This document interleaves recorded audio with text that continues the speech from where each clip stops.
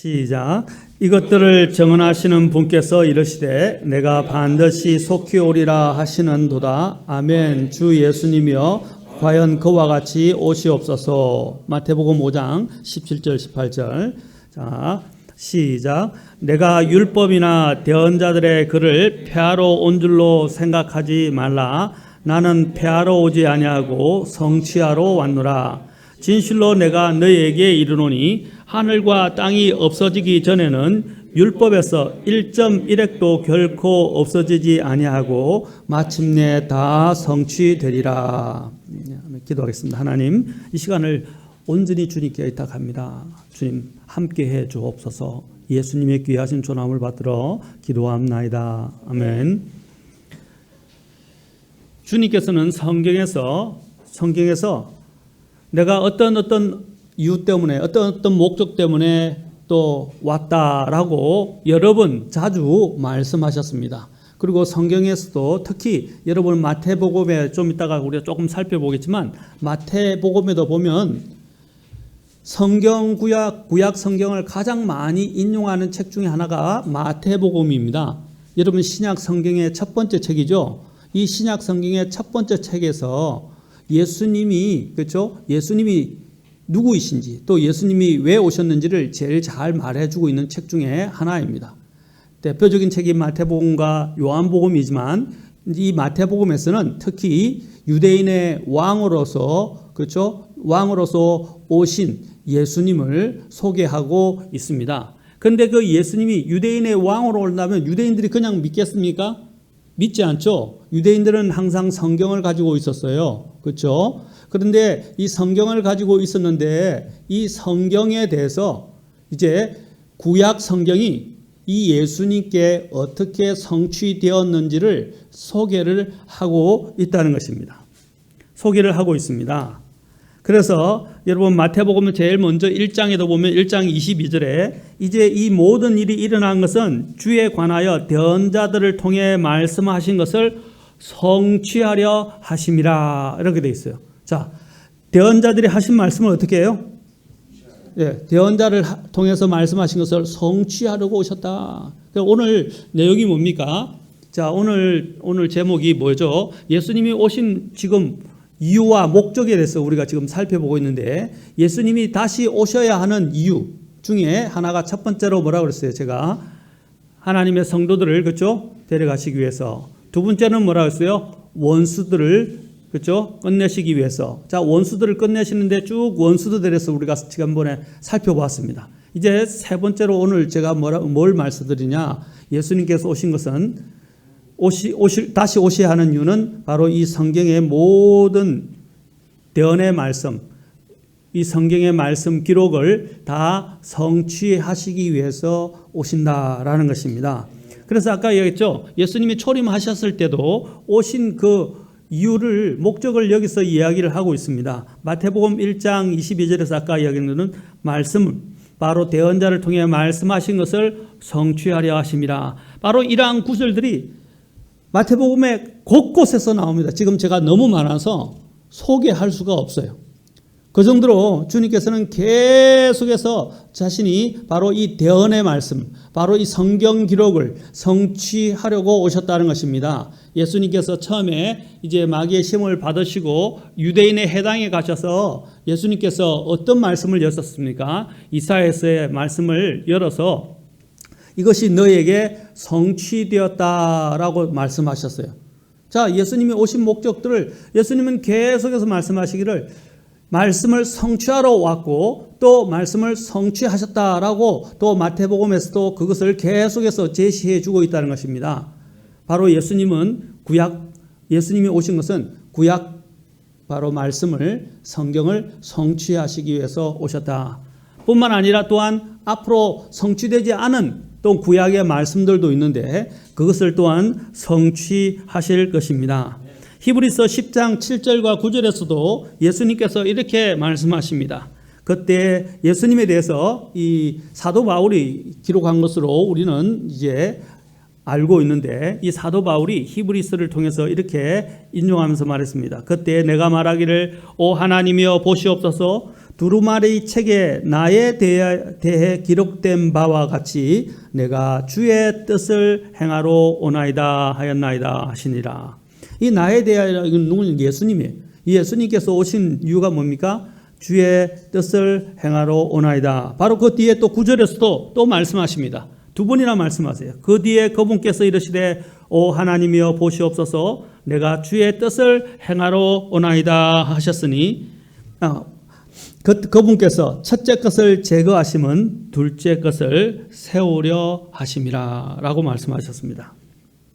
주님께서 오신 이유가 뭐라고요?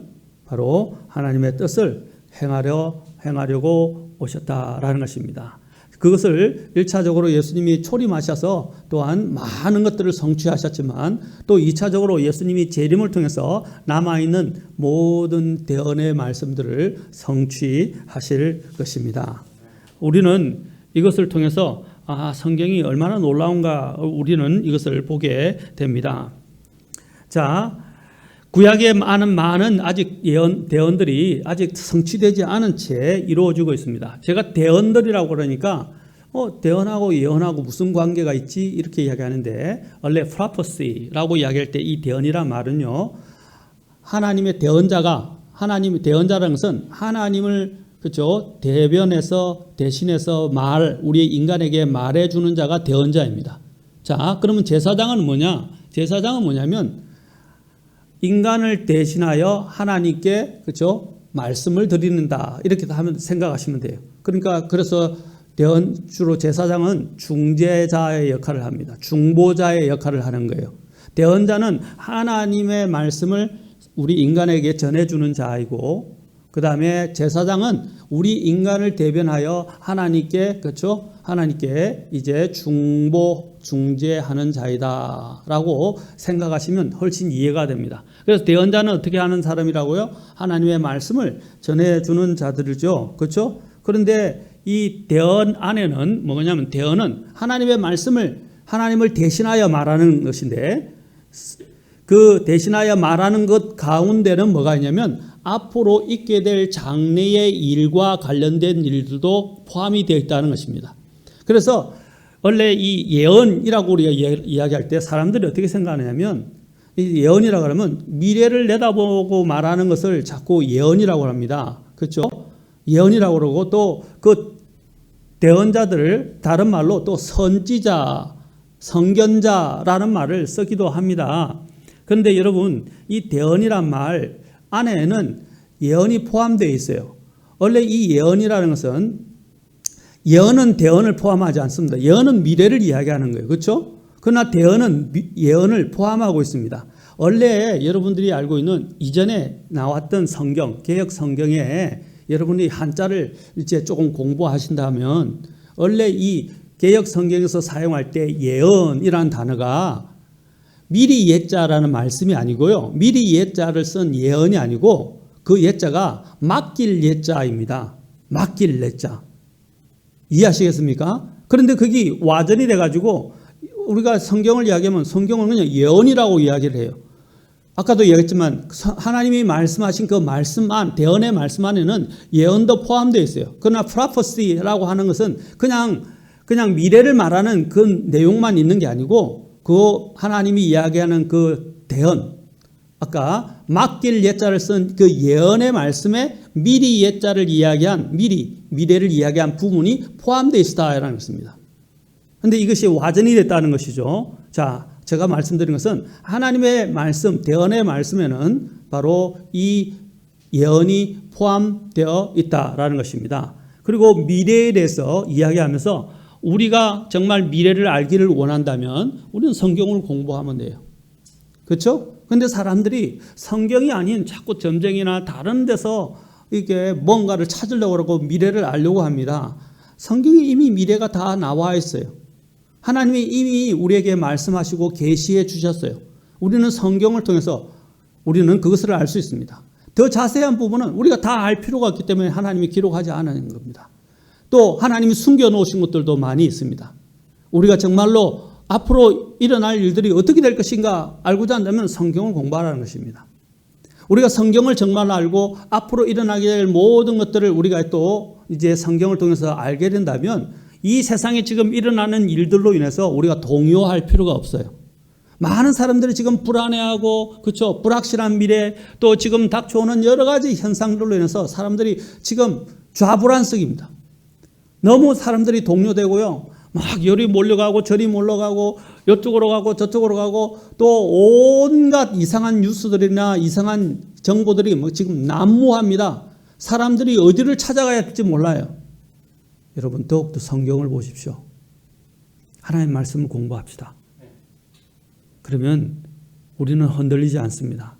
우리는 우리가 어디서 와서 무엇을 하고 있고 어디로 갈 것인지 또 앞으로 세상이 어떻게 될 것인지 우리는 내다보고 있어요. 이제 남은 것은 적그리스도가 오는 것이고 또 예수님이 그 적그리스도를 그렇죠? 멸하시기 위해서 또 사탄을 멸하시기 위해서 지난번에 보았던 것처럼 예수님은 오실 것입니다. 그것은 이미 성경에 대언이 되어 있고 그 대언 또한 예수님께서 성취하시려고 오실 것이라는 것입니다. 아직도 구약의 많은 대언들은 예수님의 초림에서 모든 것이 다 이루어지지 않았습니다. 앞으로 이 모든 것들은 재림 때 이루어지실 것입니다. 주님께서 십자가에서 돌아가셨을 때 다 이루었도다라고 말씀하셨을 때 그것은 주님께서 초림이 전부가 아니라는 것을 말씀하십니다. 앞으로 일어나게 이 모든 일들이 다 이미 예수님 안에서 이루어질 것임을 또한 선언하신 것입니다. 그것을 위한 주님은 계시 작업을 이제 시작하셨고 앞으로 또한 이것을 완성하실 것입니다. 주님께서 그래서 이 땅에 다시 재림하셔서 완성하실 일들이 있기 때문에 예수님께서 늘 자주 말씀하신 것이 무엇입니까? 내가 다시 오리라 라고 하신 것입니다. 오늘 계시록의 말씀에서도 오늘 주님께서 내가 속히 그렇죠? 오리라 라고 말씀하셨던 이유가 여기에 있습니다. 아직도 성취해야 될 대언들이 남아 있다는 사실입니다. 오늘 열심히 믿음 생활을 한다는 사람들 중에서 예수님의 재림이나 마지막 때에 관해서 그렇죠? 그 관한 그 성경의 말씀들을 그냥 자신의 개인적인 삶에만 적용을 하고 있고 그렇죠? 또한 예수님이 실제로 재림하시는 그런 부분과 미래에 대한 이런 예언을 담고 있는 대언의 말씀에 대해서도 그냥 상징적이고 막연하게 보는 사람들도 있고 또 부정적인 시각에서 자꾸 보는 사람들이 있습니다. 또 극단적인 이단들로 인해서 이 예수님의 재림을 믿지 않고 또 기다리지 않는 사람들도 생겨난 것은 사실입니다. 그렇다고 해서 우리가 성경이 말씀하시는 예수님의 재림에 관련 대언들을 부인해서는 안 된다는 것입니다. 예수님이 초림하셨을 때 어떤 일들이 이 세상에서 일어났습니까? 예루살렘에도 예수님이 처음 오셨을 때 소동이 일어났어요. 그렇죠? 뜻하지 않게 예수님이 오신 것을 이미 미리 준비한 사람들도 있고 기다린 사람들도 있었지만 그런 사람들은 몇 사람이었어요? 소수였어요. 소수. 다수의 사람들은 어떻게 했습니까? 예수님을 거절했습니다. 그리고 예수님을 받아들이지 않았어요.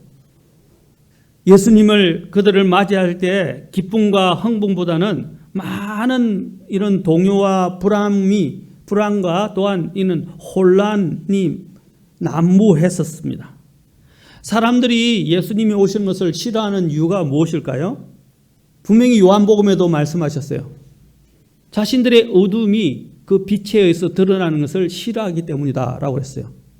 예수님이 오시는 걸 원하지 않는 사람들은요, 자신의 죄가 드러나는 걸, 자신의 치부와 자신이 지금 즐기면서 하고 있는 그 악의 행위들이 드러나는 것을 원하지 않기 때문입니다. 예수님은 빛이십니다. 모든 것을 비추시는 빛이란 말입니다. 그래서 사람들은 자신들의 악이 드러나는 것, 자신의 죄가 드러나는 것들, 자신의 어둠의 일들이 드러나는 것들을 원하지 않기 때문에 예수님이 오시는 것이 두려운 거예요. 그리고 예수님을 생각하고 싶지 않은 거예요. 예수님의 초림 때도 그랬지만 예수님의 재림 때도 마찬가지입니다. 왜 사람들이 예수님의 재림을 자꾸 거부할까요? 그리고 예수님의 재림에 대해서 듣기 싫은 걸까요? 또 예수님의 재림을 이야기하면 극단적인 사람들처럼 취급을 할까요? 그것은 예수님이 재림하실 때 예수님이 그냥 오시지 않고 이 세상을 심판하러 오실 것이기 때문입니다. 예수님은 대언의 말씀을 성취하기 위해서도 오시지만 그것과 함께 예수님은 이제 율법을 아까 완전히 이루시기 오시죠. 그 중에 하나가 심판이에요. 심판을 하시려고 오시는 것입니다. 예수님이 처음 오셨을 때는 초림하셨을 때는 세상에 있는 사람들을 구원하려고 오셨어요. 그러나 예수님이 재림하실 때는 어떻게 한다고요? 성경 대언을 성취하시면서 모든 것을 심판하시기 위해서 오신다는 사실입니다. 그래서 예수님이 심판하신다고 하니까 이 세상의 즐거움에, 이 세상의 쾌락에, 이 세상의 생활에 빠져 살고 있는 사람들은 달갑지가 않은 거예요. 왜냐하면 그것에 소망을 두고 있지 않거든요. 지금 하는 게 좋으니까. 그리고 지금 하는 내가 하고 있는 사람들이 모를 수도 있죠. 다른 사람은 모를 수 있어요. 그러나 그 하고 있는 은밀한 이러한 일들과 죄들도, 그렇죠? 죄들을 계속 즐기는 것이 좋으니까 그것이 드러나고 또 그것이 방해받는 것을 원하지 않기 때문에 사람들은 예수님의 재림을 싫어하는 것입니다.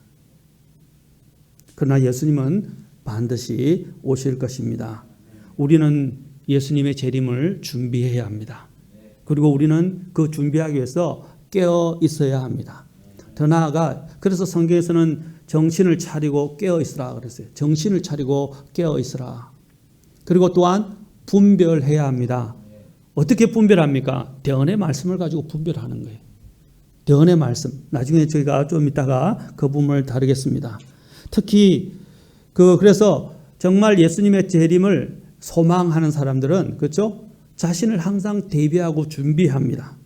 구원받은 것이 또한 불확실한 사람들은 예수님이 오시는 것이 두려워요. 그러나 왜? 예수님이 심판하러 오실 것입니까? 그러나 구원의 확신이 분명한 사람들은 예수님의 재림이 소망이 될 것입니다. 기대가 되는 것입니다. 그래서 빨리 오시면 좋겠다. 얼마 전에도 우리 집사람이 누워서 예수님이 빨리 오시면 좋겠다. 여보, 예수님이 언제 오실 것 같아요? 저한테 묻더라고요. 그래서 제가 얼마쯤이면 곧 오실 것 같아 라고 이야기를 했었습니다. 그러니까 왜 당신은 예수님의 재림을 그렇게 소망하지? 했더니 세상이 너무 싫고 너무 힘들고 막 그렇게 이야기하더라고요. 그거는 잘못된 목적이야. 너무 힘들어서 도피하려고 예수님의 재림을 사모하면 안 돼. 제가 이제 웃으면서 그렇게 이야기한 적이 있는데, 여러분, 예수님의 재림은 도피가 아니에요. 그것은 우리에게 소망이고 생명입니다. 그것은 또 우리에게 하나님이 한없는 이 세상에 기쁨을 가져다 주실 것입니다. 예수님은 분명히 말씀하셨죠. 내가 온 것은, 그렇죠? 양으로 하여금 생명을 얻고 더 풍성히 얻게 하려 하심이라 라고 말씀하셨어요. 주님이 오신 목적은 우리에게 생명을 풍성하게 해주시기 위해서입니다. 또한 예수님이 재림하면 우리는 이제 이 모든 죄와 시름도 벗어버리지만 이제 예수님이 주시는 영원한 생명 속에서 영원한 행복과 기쁨과 평안 가운데서 우리는 살아가게 될 날이 될 것입니다. 그러나 예수님을 믿지 않는 사람들, 예수님에 대한 구원의 확신이 없는 사람들은 그 예수님의 재림이 두려울 수밖에 없는 것입니다. 왜? 죄가 드러날까? 내 치부가 드러날까? 내가 심판받을까? 두렵기 때문이겠죠. 사랑하는 성도 여러분, 우리는 재림을 기대하는 모든 성도들이 되기를 바랍니다. 예수님께서는 이 땅에 오실 때 그분의 말씀을 성취하기 위해서 오실 것입니다. 말씀하신 많은 일들이 아직도 성취를 기다리고 있습니다. 예수님께서는 하나님의 이 창조하신 목적과 계획을 또한 완성하시기 위해서 반드시 오셔야 합니다. 그 계획과 목적이 바로 이 성경 말씀에 기록되어 있습니다. 오늘 읽었던 마태복음 5장 17절과 18절에서 내가 율법이나 대언자들의 글을 폐하러 온 줄로 생각하지 말라. 어떤 사람들은 율법의 말씀이 폐했다고 이야기합니다. 폐한 것이 아니라 예수님께서는 그것을 성취하러 오신 거예요. 그리고 예수님께서 분명히 말씀하셨습니다. 하늘과 땅이 없어지기 전에는 율법에서 1.1핵도 결코 없어지지 아니하리라 라고 말씀하셨어요. 한 말씀, 여기서 1.1핵이라는 것은 여러분 히브리어에서 가장 작은 단어를 이야기합니다. 철자를 이야기합니다. 그 철자까지 다 하나님은 틀리지 않고 그대로 다 이루신다는 거예요. 얼마나 놀라운 말씀입니까? 하나도 뭐라고 그랬어요? 하나도 없어지지 않고 다 성취될 것이다. 예수님의 재림은 성령과 또한 우리 믿음의 클라이막스가 될 것이고 모든 대언들의 마지막 성취가 또한 이 땅에서 우리의 삶의 마지막 결론이 될 것입니다. 예수님의 재림과 심판과 이러한 영원한 생명에 관한 소망이 없다면 우리는 진정한 믿음을 가졌다고 할 수 없습니다. 성경은 또한 우리가 이 대언을 통해서 우리가 알 수 있는 것은 또한 성경은 단지 사람의 말이 아니라 하나님의 말씀이라는 사실들을 우리에게 또한 가르쳐 주는 것입니다. 사람의 말이 아니라 하나님의 말씀입니다. 제가 전에도 여러분 비유로 말씀드린 적 있지만 여러분 요즘은 너무 성경들이 인쇄물이 이제 범람을 하고 인쇄 기술이 발달하다 보니까 성경이 그냥 하나의 책으로 전락해버리고 그냥 책상이나 책장에 하나의 장식물로 전락해버렸습니다. 옛날에는 이 성경을 얻기 위해서 어떻게 했습니까? 목숨을 걸어야 했어요. 이 성경을 얻기 위해서 어떻게 했습니까? 필사했습니다. 손으로 다 일일이 베꼈었다 이 말입니다. 그런데 지금은 인쇄물의 발달로 그냥 팍팍팍 기계로 찍어내니까 이제 이것들이 너무 많으니까 이제 사람들이 이걸 너무 가볍게 소홀히 여기는 거예요. 여러분, 우리가 하나님 말씀에 대한 태도를 바꿔야 됩니다. 성경은 장식물이 아닙니다. 또한 성경은 그냥 단지 우리가 하나 책처럼 그냥 읽고 넘어가는 책이 아니에요. 하나님은 이 말씀을 우리의 마음판에 새기라고 말씀하셨어요. 마음판에 새겨야 됩니다. 그리고 매일 우리는 이 말씀을 먹지 않으면 살 수 없다는 것을 가져야 됩니다. 여러분 배고프지 않습니까? 밥 안 먹으면 배고프지 않아요? 배고프시죠? 아마 요즘 사람들은 이 먹는 것들에 너무 길들여져 가지고 한 끼뿐 아니라 하루를 아마 금식을 한다고 그런다면 못 견딜걸요? 건강검진한다고 건강검진하다 그 다음날 그죠? 저녁 9시부터 그 다음날 아침까지 밥을 못 먹게 되는데 그때도 허기지고 그렇죠? 못 견디는 사람들도 있어요. 그런데 하루를 굶는다고 생각해 보세요. 분명히 주님께서 하나님의 말씀을 양식이라고 말씀하셨어요. 그렇죠? 그 양식의 말씀에 대해서 마태복음 4장 4절에서는 예수님께서 분명히 더 잘 말씀하셨습니다.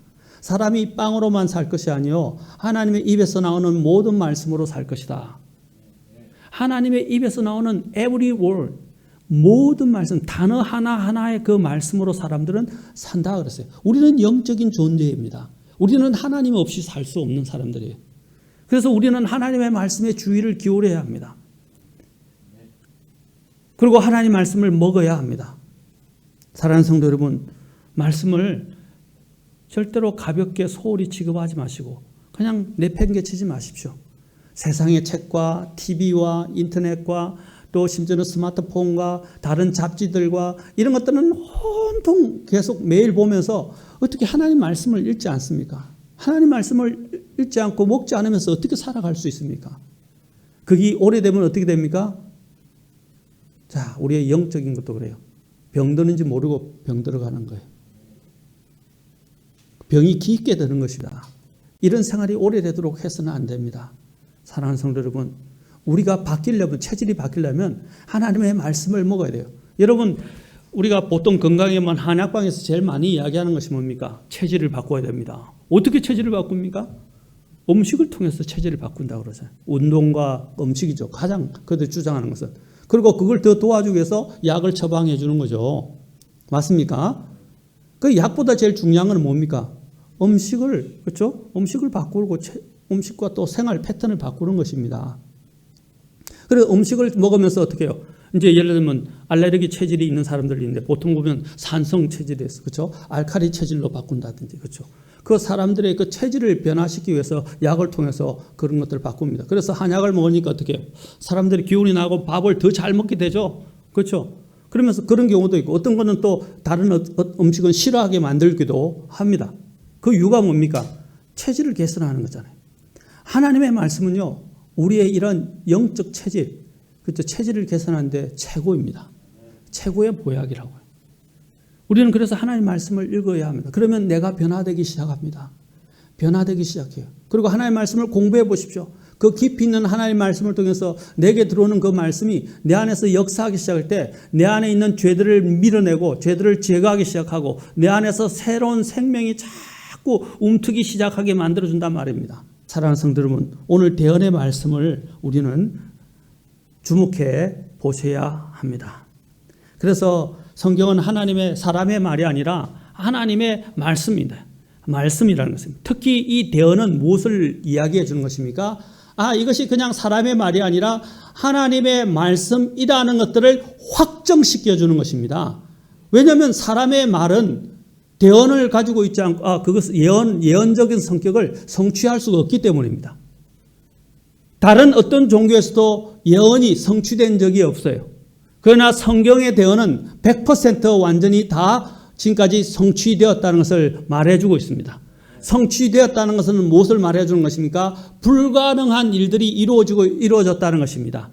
그 불가능한 일이 이루어졌다는 말은 무엇을 말해주는 것입니까? 이것은 사람의 말이 아니라 하나님의 말씀이구나 하는 것을 우리에게 가르쳐 주는 거예요. 하나님의 말씀. 그래서 디모데후서 3장 16절에서는 모든 성경 기록은 하나님의 영감으로 주신 것이다 라고 그랬어요. 하나님의 영감이라고 그랬어요. 그러니까 하나님의 호흡으로 됐다. 원래 이 영감이라는 단어는 하나님의 숨, 하나님의 호흡으로 하나님의 호흡을 불어서 사람이 어떻게 됐어요? 흙에서 지어진 그 사람이 어떻게 해요? 살아있는 혼이 되었죠. 그렇죠? 독립적인 인격체로 태어나게 된 것입니다. 그것은 무엇에 의해서 이루어진 것입니까? 하나님이 하고 숨을 불어 넣으셨을 때 이루어진 것입니다. 그 하나님의 생명의 숨결, 호흡이 어디에 담겨 있다고 말하고 있어요? 성경에.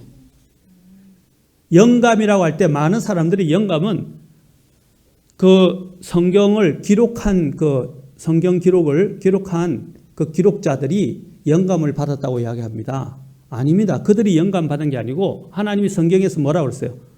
모든 성경 기록은 하나님의 영감에 의하여 주어졌다고 됐어요. 뭐가 주어졌다고요? 사람이 영감을 받은 게 아니고요. 그 기록자가 영감을 받은 게 아니라 뭐가 영감을 받았다고요? 하나님의 말씀이요. 그 하나님의 말씀 자체가 생명을 갖고 있고 능력을 갖고 있다는 것을 말해주는 것입니다. 그래서 여러분이 생명과 능력을 얻으려면 어떻게 됩니까? 하나님의 말씀을 주의해야 됩니다. 단어 하나하나 그렇죠? 주의해야 합니다. 그냥 문맥과 흐름과 스토리만 듣지 않고 그것도 중요하죠. 그걸 이해해야 돼요. 그러나 우리가 더욱더 하나님의 말씀 하나하나에 주의를 기울여야 하는 것입니다. 그렇게 된다면 우리는 이 안에서 엄청난 것들을 우리는 발견하게 될 것입니다. 그 안에는 모든 지식과 지혜의 보화가 다 들어있다고 말씀하셨어요. 모든 지식과 지혜의 보화. 그뿐 아니라 아까 얘기했죠. 이 세상이 어떻게 될 것인가. 종국적인 모든 앞으로 일어나게 될 미래에 대한 예언, 그렇죠? 예언적인 요소들도 다 이 성경에 담겨 있다는 것입니다. 그러면 우리는 걱정할 필요도 없고, 그렇죠? 불안해할 필요도 없게 되는 것입니다. 아까도 말씀드렸지만 성경 대언의 성취는 성경 기록이 단지 사람의 말이 아니라 하나님의 말씀임을 확정하는 것이다. 그리고 성경 대언의 성취는요, 그 대언이 인간의 그냥 자의적인 생각이나 뜻에 의해 나온 것이 아님을 또한 베드로후서 1장 21절에서는 우리에게 잘 말해주고 있습니다. 같이 한번 보실까요? 베드로후서 1장 21절 자, 같이 한음성으로 읽어보도록 하겠습니다. 시작. 대언은 옛적에 사람의 뜻으로 말미암아 나오지 아니하였고 오직 하나님의 거룩한 사람들은 성령님께서 움직이시는 대로 말하였느니라. 자, 여기서 대언은 뭐라고 그랬어요? 오직 하나님의 거룩한 사람들이 성령께서 움직이시는 대로 말하였다라고 말씀하고 있습니다. 사람의 뜻에 의해서 나온 것이 아니라 하나님의 거룩한 사람들이 성령 하나님께서 그들을 움직이시는 대로 기록하였다는 것입니다. 그것은 뭡니까? 자의대로 한 것이 아니다라는 것입니다. 자의에 의한 것이 아니다. 근데 많은 사람들이 자의에 의해서 이야기하죠. 나중에 제가 보겠지만 구약의 대언들 중에 거짓 대언자들이 있습니다. 여러분, 거짓 대언과 참 대언의 차이가 어디에 있습니까? 자의로 지어내서 말하느냐, 아니면 정말 하나님의 말씀에 하나님이 주신 것을 그대로 말하느냐, 그것의 차이입니다. 참 대언자와 거짓 대언자의 차이는. 근데 그것이 어떻게 증명이 됩니까? 거짓 대언은 성취가 안 돼요. 그렇죠? 지금 여러분 뭘 읽고 있죠? 역대하 지금 몇 장 보고 있죠? 18장, 19장 이렇게 보고 있죠. 18장. 거기 보면 이제 아합을 어떻게 해요? 아합이 죽게 하려고 하나님께서 천상에서 회의가 이루어집니다. 천상에서. 오늘 아침에 제가 보내려고 하는데 아무래도 설교 듣는데 방해가 될 것 같아서 이제 설교 끝나고 난 다음에 바로 제가 여러분들에게 보내드릴 겁니다. 묵상한 걸. 천상에서 회의가 이루어져요. 어떻게 하면 아합을 죽게 할 것인가. 왜냐하면 아합이 하나님의 말씀을 안 듣고 굉장히 사악한 왕이었죠. 하늘에서 회의가 열렸어요. 하나님 보좌가 있고 왕자가 있고 그 왕자 주위로 하나님의 군대들이 모여가지고요 회의를 합니다. 그러자 이런저런 의견들이 나오기 시작해요. 이런저런 의견이 나오는데 한 영이 뭐라고 하냐면 이제 제가 방안이 있는데 어떤 방안이 있냐면 뭐냐라고 물으니까 방안이 있는데 거짓말하는 영들을 그 아합 주변에 있는 대언자들의 입에 다 집어넣어가지고 그들이 한결같이 다 거짓말을 하게 만들겠습니다. 아, 그거 좋다. 시행하라. 이렇게 하나님께서 말씀하셔요. 읽어보십시오. 재밌습니다. 그러자 어떻게 해요? 하나같이 놀랍게도 땅에서 거짓 대언자 400명이 하나같이 전부 다 아합 보고 전쟁에 나가는 그 길랏 라못 거기에 가서 전쟁을 치러서 그 땅을 다시 수복하는 문제와 관련해서 아합이 전쟁을 하려고 여호사밧 왕을 꼬셔서 설득을 해서 그와 동맹을 맺고 연합하여 치려고 합니다. 시리아를 치려고 합니다.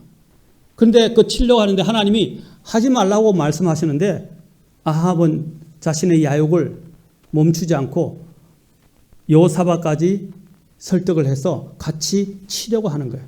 그런데 하나님께서 뭐라고 말씀하면 죽으리라 합니다. 그런데 거짓 대언자들은 뭐라고 그러냐면 치십시오. 하나님께서 그것을 주실 것입니다 하고 거짓 대언을 하는 한결같이. 그런데 그것에 대해서 반대하고 항상 그 아합이 좋아하지 않는 말을 하는 사람이 한 사람이 있었어요. 미가야 대언자였어요. 그 미가야 대언자는 어떻게 했습니까? 아합이 듣기 싫은 소리만 골라서 하는 거예요. 쓴소리만 하는 거예요. 그런데 여호사밧이 어떻게 합니까? 그 이 사람들이 너무 이구동성으로 똑같은 말을 하니까 이 사람들 외에는 다른 대언자가 없습니까? 라고 이야기하자 아합이 마지 못해서 어떻게 합니까? 그 대언자가 있다고 소개하고 그러자 여호사밧이 그 대언자를 불러오게 합니다. 그러자 미가야가 어떻게 합니까? 전쟁에 나가면 죽습니다. 심지어는 제가 써놨는데 반어적인 수사를 사용하면서 그래 한번 나가보세요. 잘 될 겁니다. 이렇게 앞에는 수사를 씁니다. 반어적. 그러면서 결론은 뭐라고 그럽니까? 나가면 죽습니다. 그냥 다 여기서 해산하십시오. 그런데 그들 해산 안 하고 연합군이 시리아를 쳐들어가다가 오히려 혼비백산하고 아합은 거기서 죽게 됩니다.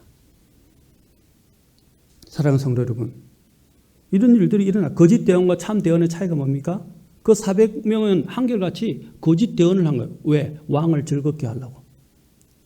그리고 자신들이 대언자인 것처럼 거짓 대언을 한 거예요. 왕에게 아첨하려고. 아니면 왕이 두려워서. 그런데 미가야는 어떻게 했습니까?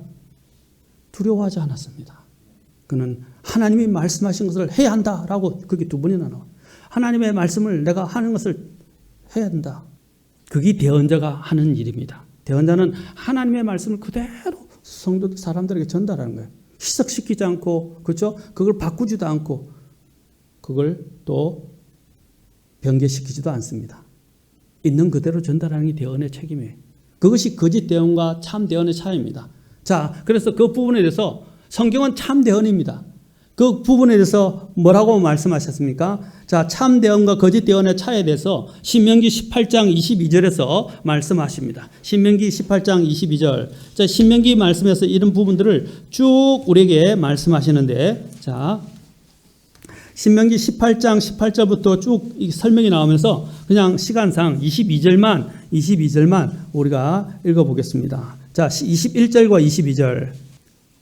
찾으셨습니까? 같이 한 음성으로 또 읽겠습니다. 시작.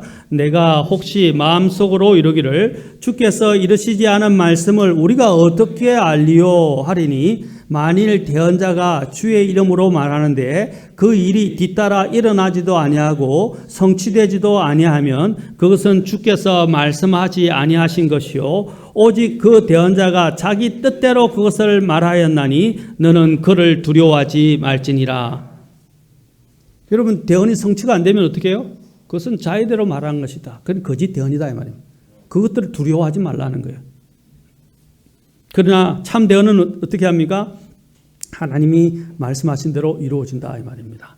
그 말씀하신 대로 이루어진다는 것은 무엇입니까? 그가 참 대언자이고 그가 하나님의 참 말씀을 하고 있다는 것들을 우리에게 가르쳐 주는 것입니다. 아멘? 여러분, 이 세상에 많은 일들을 이야기하는 거짓된 그리고 잘못된 교리의 말씀들을 이야기하는 데가 너무 많아요. 왜 우리가 침례 성도가 된 것입니까? 왜 우리는 우리의 이러한 믿음들을 지키려고 하는 것입니까? 성경이 말씀하시고 있는데 우리는 최대한 순종하는 거예요.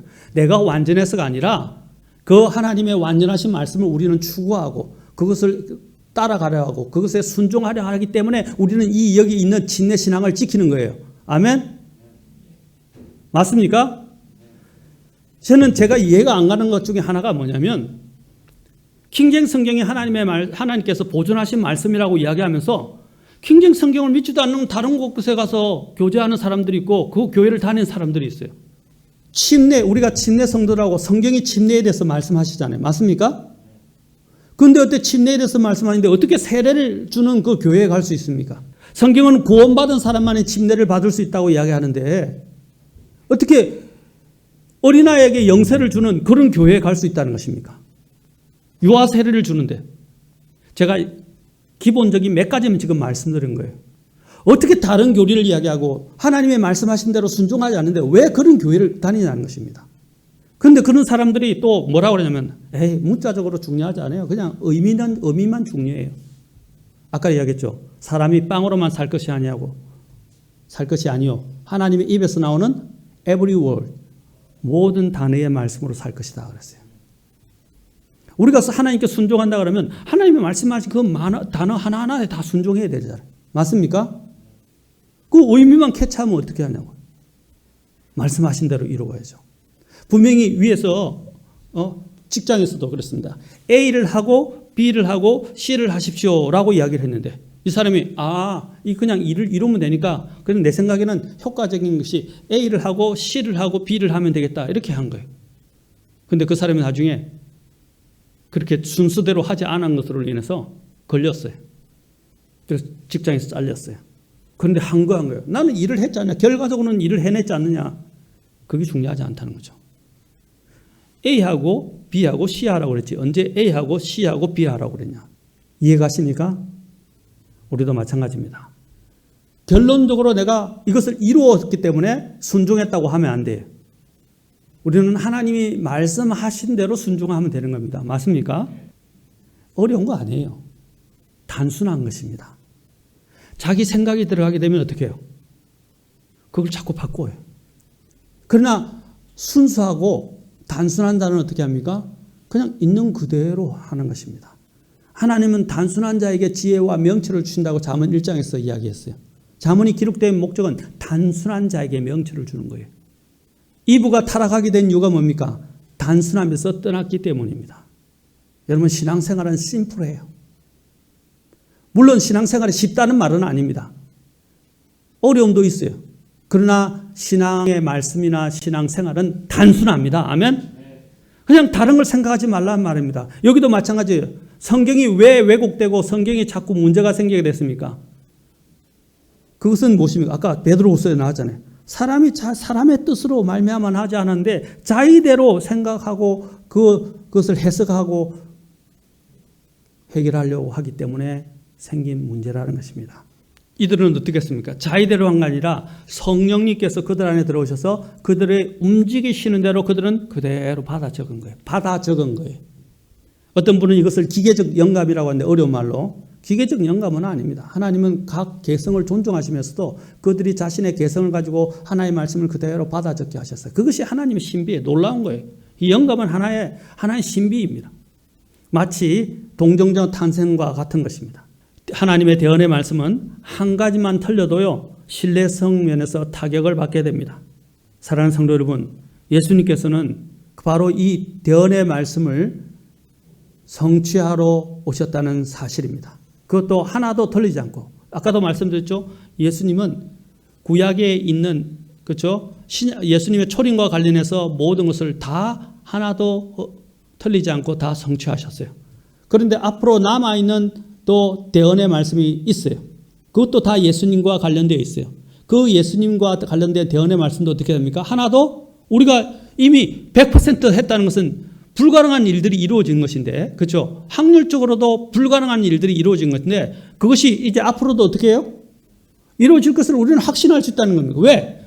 전례가 분명하니까 있다는 것입니다. 성경만큼 이렇게 확실한 대언의 말씀이 없어요. 예수님께서는 또한 뭐라고 말씀하셨습니까? 아까 마태복음 5장 17절에서 나는 율법을 폐하러 오지 않고 성취하러 왔다라고 말씀하셨어요. 그러면서 또 예수님께서는 부활하신 이후에 자신의 제자들에게 이렇게 말씀하셨어요. 누가복음 24장 44절부터 47절에서 보겠습니다. 누가복음 24장 44절에서 47절. 여러분, 저는 지금 여러분들에게 강연을 하는 게 아닙니다. 하나님의 말씀을 여러분들에게 지금 소개하고 대언이 얼마나 중요한지, 또 예수님께서 오시는 목적이 무엇인지를 지금 말씀드리고 있습니다.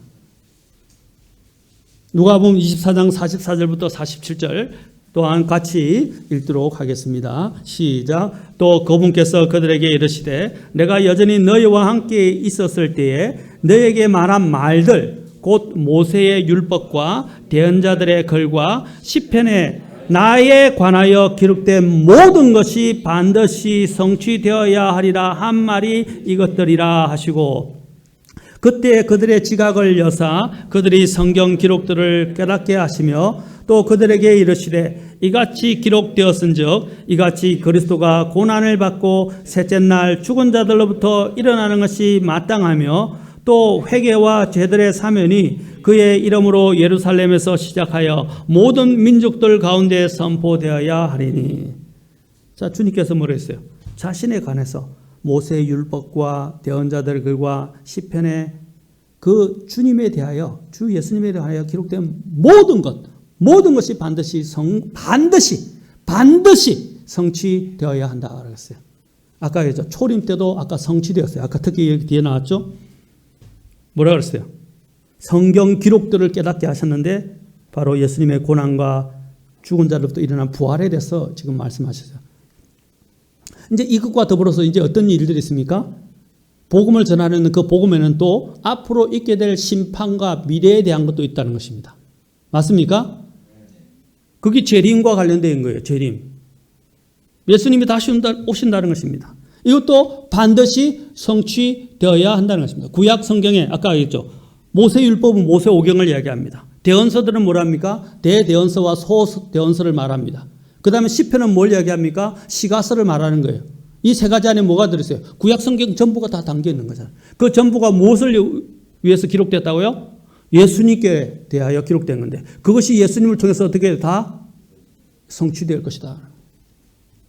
근데 아직도 성취되지 않았죠. 근데 하나님이 뭐라고 말씀하셨어요? 반드시. 아멘.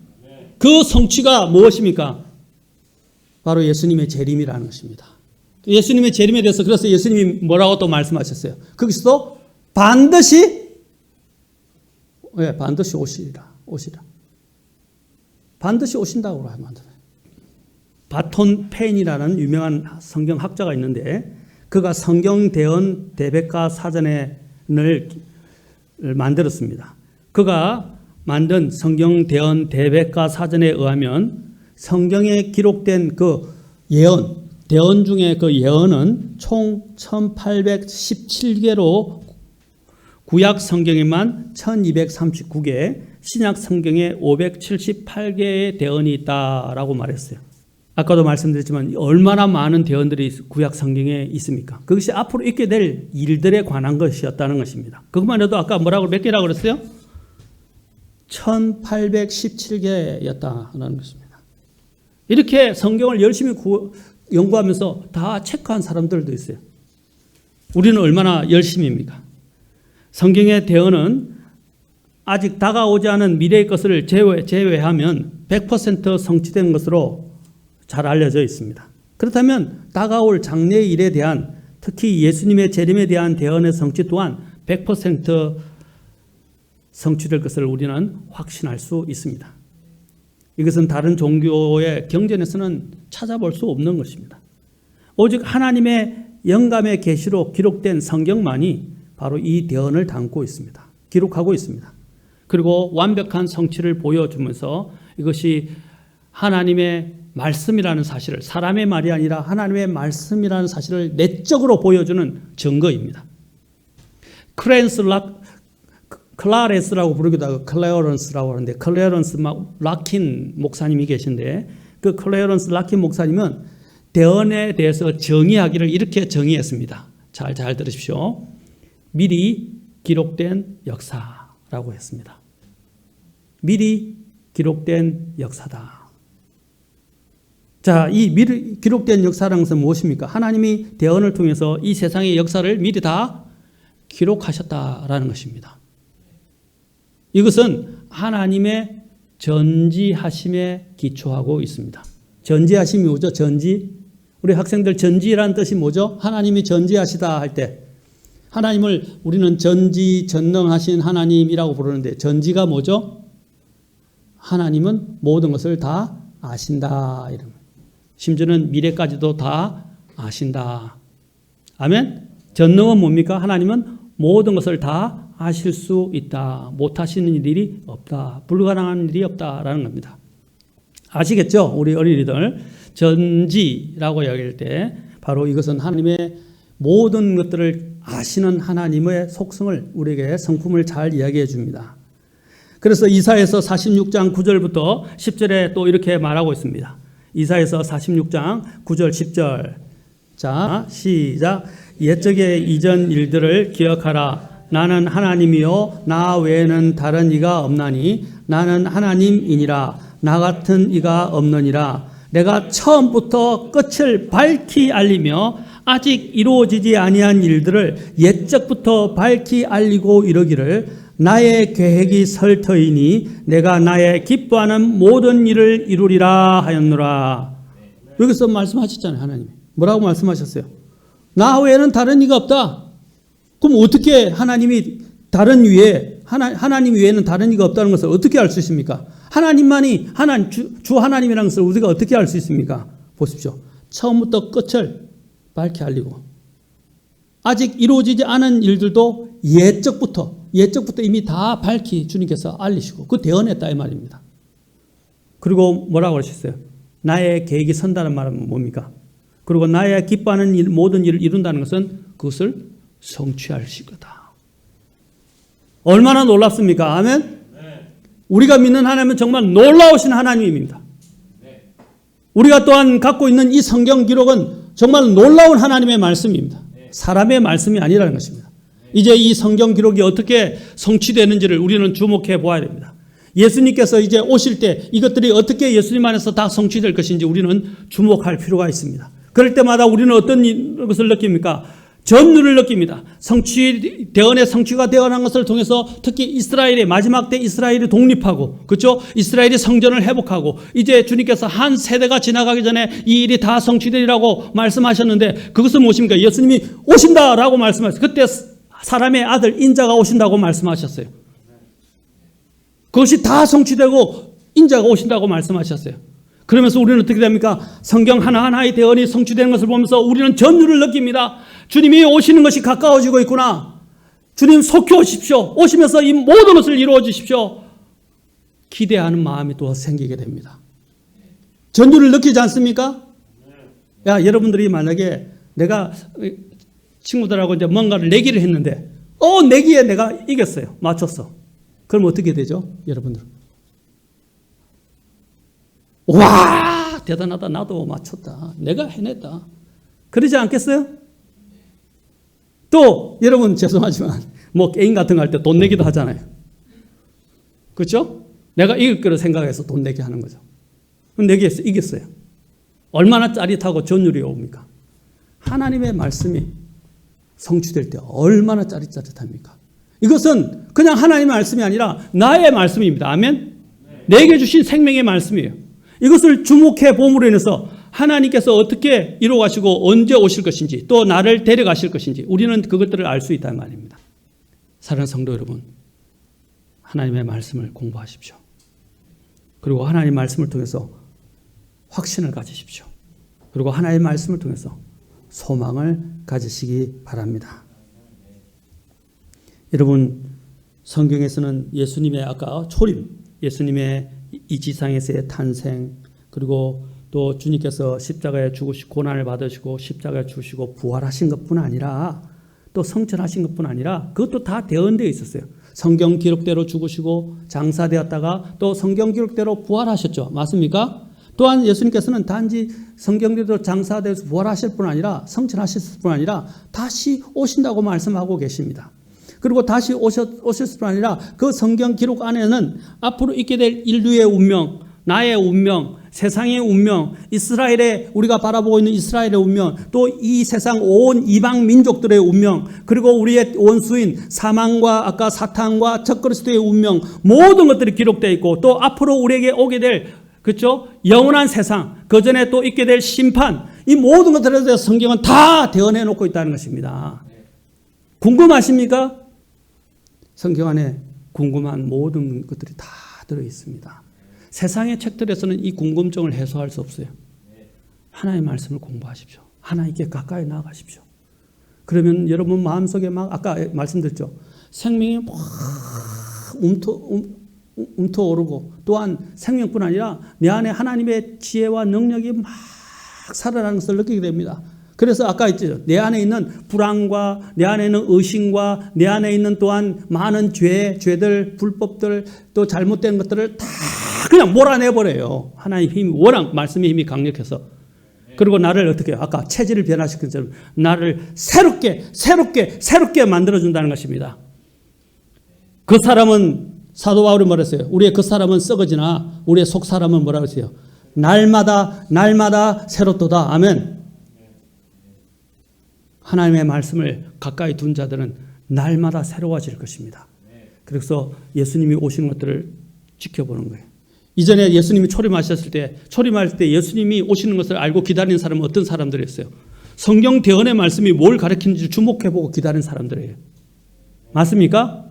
마찬가지입니다. 앞으로 재림이 왔을 때도 아까 예수님의 재림을 대부분 거부하는 사람들은 성경 기록, 성경 대언의 말씀에 주의하지 않은 사람들이에요.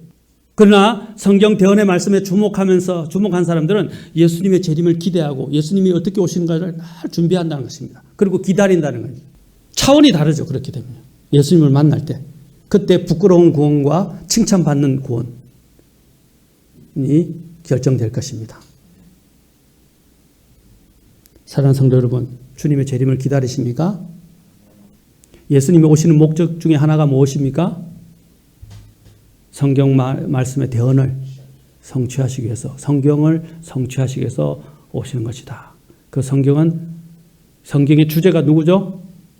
성경의 중심이 누구죠? 예수님입니다. 그 예수님에서 다 기록할 것입니다. 그 성경을 공부하면 여러분 누구를 만나게 됩니까? 예수님을 만나게 됩니다. 아멘. 내가 사랑하고 기대하고 기다리는 그 예수님을 만날 수 있어요. 그렇죠? 여러분, 내가 연애할 때 멀리 연애하는 사람이 떨어져 있었어요. 멀리 떨어져 있었어요. 근데 그가 편지를 보내야 합니다. 얼마나 편지가 기대가 됩니까? 군대에 있을 때, 제일 기쁜 것이 뭔지 아십니까? 사랑하는 사람들에서 받게 되는 편지입니다. 자, 내부반에 있는데 그래요. 내부반에 있는데 그 내부반에 간부나 선임들이 와서 편지를 갖고 와가지고 행정반에서 편지를 갖고 와요. 딱 누구 편지, 누구 편지 이렇게 이야기합니다. 그 편지 받으면 얼마나 기쁘고 언제 아십니까? 예? 매 기다려지는 순간이에요. 그런데 편지 하는데 이름이 안 불린 사람들이 있어요. 기가 막 죽어가지고요. 의욕이 막 빠집니다. 근데 막 편지를 계속 받는 사람들이 있어요. 얼마나 부러운지. 그 사람들은 편지를 받고 읽으면서 너무 좋아서. 마찬가지입니다. 우리가 지금은 그 예수님을 만나지 못하지만 예수님께서 우리에게 주신 편지가 뭐죠? 우리는 이 편지를 통해서 우리는 예수님을 만납니다. 아멘? 그 서신을 읽으면서 우리가 그 서신을 보낸 사람을 만나듯이 우리는 이 성경을 보면서 사랑하는 예수님을 만나는 것입니다. 아멘? 그리고 예수님이 오실 것들을 언제 오실 것인지를 우리는 바라보며 기다리게 되는 것입니다. 성경 대언의 말씀을 사모하십시오. 아멘? 기도하시겠습니다. 능치 못할 일 없네 주를 의지만 하면 능치 못할 일 없네 말씀 의지만 하면